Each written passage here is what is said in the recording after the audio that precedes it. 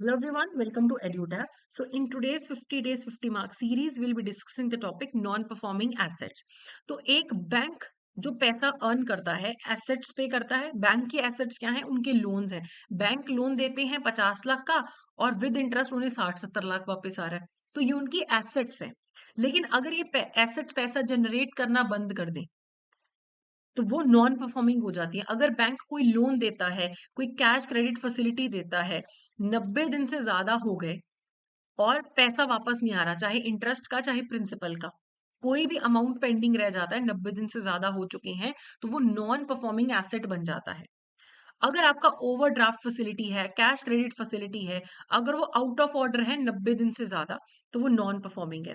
अगर बैंक ने कोई बिल परचेज किए, कोई बिल डिस्काउंट किए और वो भी 90 दिन से ज्यादा अगर ओवरड्यू है, तो फिर वो नॉन परफॉर्मिंग एसेट बन जाता है।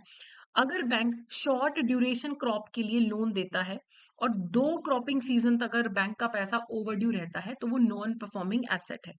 ठीक है। अगर लॉन्ग ड्यूरेशन क्रॉप है, लॉन्ग ड्यूरेशन क्रॉप में क्या होता है, अगर इवन एक भी क्रॉपिंग सीजन हो गया और आपका पैसा अभी भी वो किसान ने वापस नहीं किया, तो वो नॉन परफॉर्मिंग एसेट है।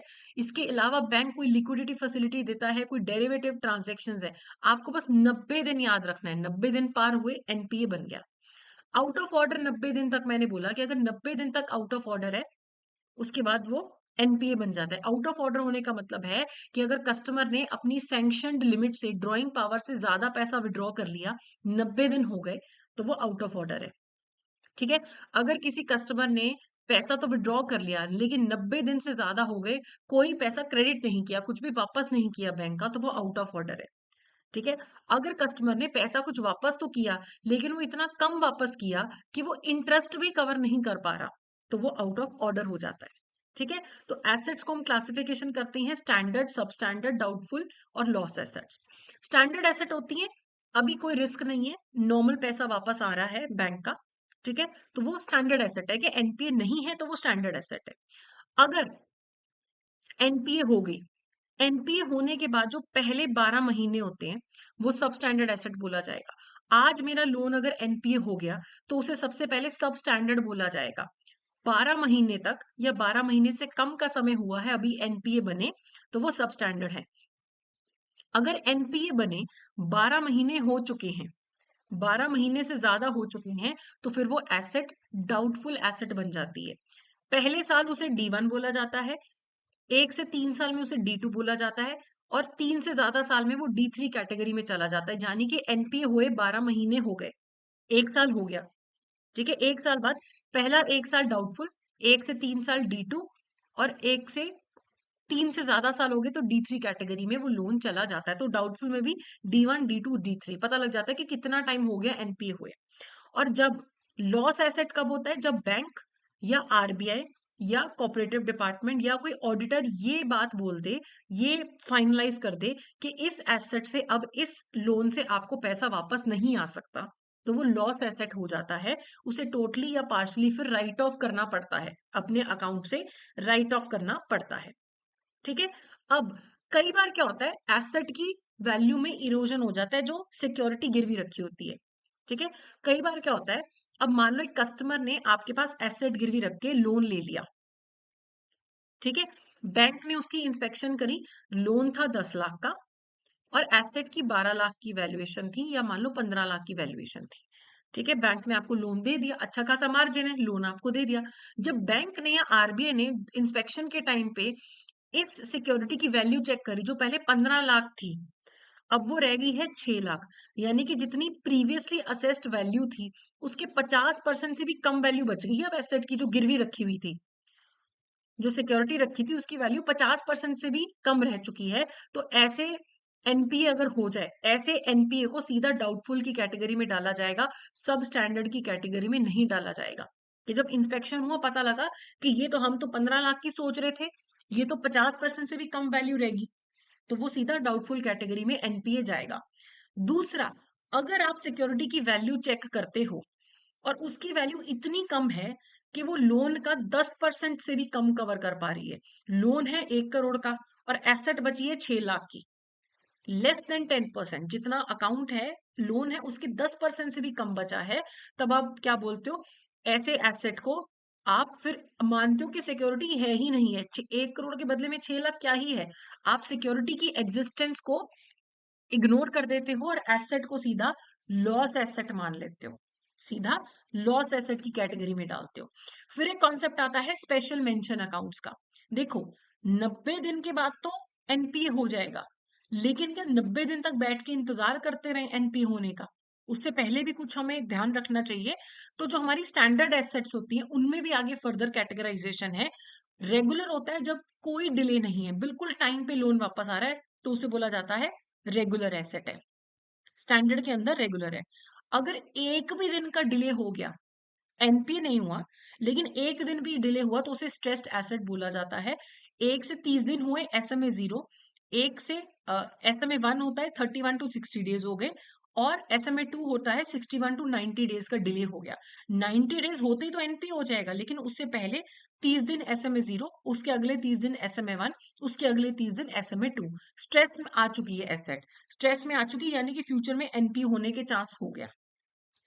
ठीक है, बाद में तो सब स्टैंडर्ड, डाउटफुल और लॉस एसेट्स तो हो ही जाता है। ठीक है, अब बैंक थोड़ा प्रोविजन मेंटेन करके रखता है। ठीक है, कितना प्रोविजन मेंटेन करके रखता है एसेट्स को लेके? क्योंकि देखो, अब पैसा तो पता ही है, डूबने के चांसेस तो ही है, डाउटफुल है, एनपी है, लॉस एसेट है। इवन जो नॉर्मल जिसपे पैसा वापस आ भी रहा है, रिस्क तो हमेशा ही रहता है, तो प्रोविजन तो मेंटेन करना ही करना है। तो लॉस एसेट्स के केस में राइट ऑफ कर दो। ठीक है, लेकिन अगर आप अपनी बुक्स में लॉस एसेट को रखना चाहते हो, तो 100% प्रोविजन मेंटेन करके रखो। यानी कि 5 लाख का लोन है, तो 5 लाख की प्रोविजन मेंटेन करके रखो। डाउटफुल के केस में आपको क्या करना है, आपको देखना है सिक्योरिटी है या नहीं है। मान लो लोन है 10 लाख का, और जो एसेट गिरवी रखी हुई है उसकी वैल्यू सिर्फ 6 लाख है। तो यानी कि 6 लाख पे तो आपका 6 लाख का अमाउंट तो सिक्योर्ड है, बाकी का जो 4 लाख का अमाउंट है वो अनसिक्योर्ड है। 6 लाख तो कवर हो रहा है सिक्योरिटी से, 4 लाख कवर नहीं हो रहा। तो 6 लाख पे तो 100% आपको प्रोविजन मेंटेन करके रखनी, 4 लाख पे आपको 100% प्रोविजन मेंटेन करके रखनी है, क्योंकि 4 लाख बिल्कुल खाली है, कुछ इस पे सिक्योरिटी नहीं है। 6 लाख, जो बाकी का 6 लाख है जिसकी आपके पास सिक्योरिटी है, उसमें 20 से लेके 100% की सिक्योरिटी होती है। कैटेगरी पे डिपेंड करता है। देखो, अगर D1 कैटेगरी है तो 25% प्रोविजन, D2 कैटेगरी है 40%, D3 कैटेगरी है 100%। मैंने बैंक से लोन लिया 20 लाख का। ठीक है, बैंक ने बीच में चेक किया कि देख, और बैंक को मैंने सिक्योरिटी दी 20 लाख की। लेकिन जब बाद में बैंक ने चेक किया कि सिक्योरिटी की वैल्यूएशन करी, तो वैल्यूएशन निकली सिर्फ 8 लाख, 8 लाख निकली। ठीक है, और बाकी का 12 लाख आपका बिल्कुल अनसिक्योर्ड हो गया। 8 लाख पे चलो सिक्योरिटी है, 8 लाख पे आप ये वाली प्रोविजन मेंटेन करोगे, और 12 लाख पे हमेशा 100% प्रोविजन मेंटेन होगी, क्योंकि 12 लाख का जो हिस्सा है वो अनसिक्योर्ड है लोन का। ठीक है, बाकी जहां पे भी ऐसे लोन्स का एनपीए होता है, जहां पे 5 करोड़ या 5 करोड़ से ज्यादा का लोन का अमाउंट है, वो अगर एनपीए होते हैं, कि मैंने बैंक से 5 या 6 करोड़ का लोन दिया और उस पे एनपीए हो गया, तो ऐसे जो एनपीए होते हैं उनका स्टॉक ऑडिट होता है एनुअल इंटरवल्स पे। एक्सटर्नल कोई एजेंसी आके ऑडिट करती है। ठीक है, स्टॉक ऑडिट होता है एनुअल इंटरवल्स पे, एक्सटर्नल एजेंसीज करती हैं। जहां पे भी बैंक के पास जो सिक्योरिटी गिरवी रखी गई है, अगर वो इमूवेबल प्रॉपर्टी है, मान लो मैं एक घर गिरवी रखती हूँ, लैंड गिरवी रखती हूँ, वो एज अ कोलेटरल रखती हूँ, तो हर 3-3 साल में बैंक वैल्यूअर्स अपॉइंट करेगा। बोर्ड ऑफ डायरेक्टर्स की पॉलिसी होगी, वैल्यूअर्स को लेके गाइडलाइंस होगी कि हर 3-3 साल में वैल्यूअर्स अपॉइंट होंगे और इमूवेबल प्रॉपर्टी की वैल्यूएशन करके बताएंगे कि कितनी की इनकी इस टाइम पे करंट वैल्यू है। क्योंकि वैल्यू फ्लक्चुएट होती रहती है, तो आपको जानना भी है ना कि आपने लोन तो दे दिया, लेकिन एसेट का कितना अभी वैल्यू है मार्केट में। ठीक है, फिर अगर हम सब स्टैंडर्ड एसेट्स की बात करें, तो जो सिक्योर्ड पोर्शन है उस पे 15% का प्रोविजन होता है, अनसिक्योर्ड पोर्शन पे 25% का प्रोविजन होता है। लेकिन अगर इंफ्रास्ट्रक्चर प्रोजेक्ट लोन है, तो 25 की जगह 20% का आपको जो प्रोविजन है आपको मेंटेन करना पड़ता है। ठीक है, अगर मेरा सब स्टैंडर्ड एसेट है, 10 लाख का लोन है, एसेट जो गिरवी रखी है उसकी वैल्यू सिर्फ 4 लाख बची है, यानी कि सिर्फ 4 लाख की सिक्योरिटी है। सिक्योर्ड पोर्शन पे 15%, बाकी का जो 6 लाख है अनसिक्योर्ड पे 20-25% का आपको प्रोविजन मेंटेन करना पड़ता है। इवन जो स्टैंडर्ड एसेट्स हैं, जिन जो भी एनपीए हुई ही नहीं है, उन पे प्रोविजन मेंटेन करनी तो पड़ती है। अगर एग्रीकल्चरल लोन है, हाउसिंग लोन है, एसएमई यानी कि स्मॉल एंड माइक्रो और स्मॉल एंटरप्राइज को अगर लोन दिया जाता है तो 0.25%। कमर्शियल रियल एस्टेट को लोन दिया गया है 1%। कमर्शियल रियल एस्टेट है रेजिडेंशियल हाउसिंग सेक्टर में, उसका लोन है तो 0.75%। हाउसिंग लोन है टीजर रेट पे। टीजर रेट होता है कि इनिशियली आपसे कम इंटरेस्ट चार्ज करेंगे और बाद में ज्यादा इंटरेस्ट चार्ज करेंगे। तो जिन जिन सालों में कम इंटरेस्ट चार्ज किया जा रहा है तो 2%, और एक साल बाद 0.40% आपसे इंटरेस्ट आपको प्रोविजन मेंटेन करना पड़ेगा। ठीक है, बाकी अब जितने भी लोन बचे वहां पे 0.40% आपको प्रोविजन मेंटेन करना है। तो एमएसएमईज होते हैं ना, एमएसएमईज, तो माइक्रो और स्मॉल एंटरप्राइज को जब लोन देना है तो 0.25% प्रोविजन, मीडियम एंटरप्राइज को लोन देना है तो 0.4% का आपको प्रोविजन मेंटेन करना पड़ता है। अगर आप लोन देते हो और विलफुल डिफॉल्ट हो जाता है, विलफुल डिफॉल्टर होते हैं, उन्हें बोला जाता है कि पैसा है लेकिन पे नहीं कर रहे हैं, ये प्रूव हो जाए कि they can pay but they are not paying, वो विलफुल डिफॉल्टर है। तो बैंक अपने पास लिस्ट मेंटेन करके रखेगा ऐसे लोन्स की जहां पे विलफुल डिफॉल्ट हुआ है। 25 लाख या 25 लाख से ज्यादा का लोन था और विलफुल डिफॉल्ट हुआ है।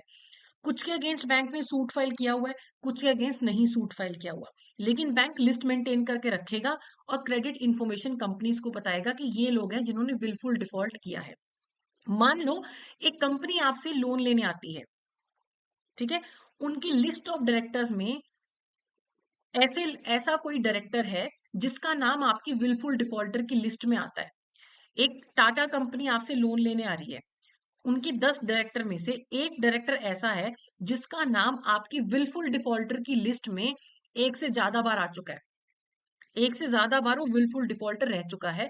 ऐसे अगर कंपनी को आप लोन देते हो, ऐसे कंपनी से आपका कोई भी एक्सपोजर होता है, तो आप स्टैंडर्ड अकाउंट्स में भी 5% का प्रोविजन मेंटेन करके रखते हो। स्टैंडर्ड अकाउंट में भी 5% का प्रोविजन मेंटेन करके रखते हो, और बाकी की जो एनपीए अकाउंट्स हैं उनमें भी नॉर्मल से ज्यादा प्रोविजन मेंटेन करके रखते हो, एक्सेलरेटेड प्रोविजन मेंटेन कर रखते हो।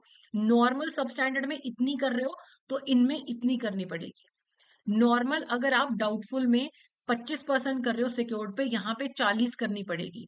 डाउटफुल 2 में अगर आप 40 कर रहे हो, यहाँ पे 100 करनी पड़ेगी। थोड़ी सी एक्स्ट्रा प्रोविजन आपको मेंटेन करनी पड़ेगी। तो ये टेबल आप रिवाइज कर सकते हो, पीडीएफ आपको टेलीग्राम चैनल पे मिल जाते हैं, वहां से आप रिवीजन कर सकते हो। अब इसके रिलेटेड एमसीक्यूज देख लेते हैं। एमसीक्यूज देख लेते हैं। एक नॉन परफॉर्मिंग एसेट है, अगर एक नॉन परफॉर्मिंग एसेट है तब उसे नॉन परफॉर्मिंग एसेट बोला जाएगा जब क्रॉप लोन दिया है, शॉर्ट ड्यूरेशन क्रॉप है, 2 क्रॉप सीजन तक अमाउंट ओवर ड्यू है, क्या आप उसे एनपीए बोलोगे? अगर लॉन्ग ड्यूरेशन क्रॉप है, क्या एक क्रॉपिंग सीजन में अगर आप पर्सन ने लोन नहीं चुकाया, क्या तब आप उसे एनपीए बोलोगे? बिल्स अगर ओवर ड्यू है 180 डेज तक, क्या तब आप उसे एनपीए बोलोगे? तो यहाँ पे 90 डेज पे आप एनपीए बोलते हो ना, चाहे बिल्स का भी आ जाता है। 90 डेज तक अगर बैंक को पैसा नहीं मिला, 90 डेज से ज्यादा होने पे एनपीए होता है, 180 डेज नहीं होता। तो ये गलत हो गया। शॉर्ट ड्यूरेशन में 2 क्रॉप सीजन, लॉन्ग ड्यूरेशन में 1 क्रॉप सीजन तक अगर बैंक को पैसा नहीं आता तो एनपीए बोला जाता है। तो 1 एंड 2 यहाँ पे करेक्ट ऑप्शन होगा, तो सी इज द करेक्ट ऑप्शन। अगला है एसेट को हम क्लासिफाई किस पे करते हैं? अगर if it has remained in the sub standard category for period of 12 months, अगर कोई लोन सब स्टैंडर्ड कैटेगरी में गए हुए 12 महीने हो चुके हैं, तब वो डाउटफुल की कैटेगरी में चला जाता है ना। एनपीए होने के बाद जो पहले 12 महीने होते हैं तब सब स्टैंडर्ड, उसके बाद डाउटफुल की कैटेगरी में चला जाता है। ठीक है, अगला है in case of doubtful debts dash percent of extent to which the finance is not secured by realizable value of the leased asset should be provided for।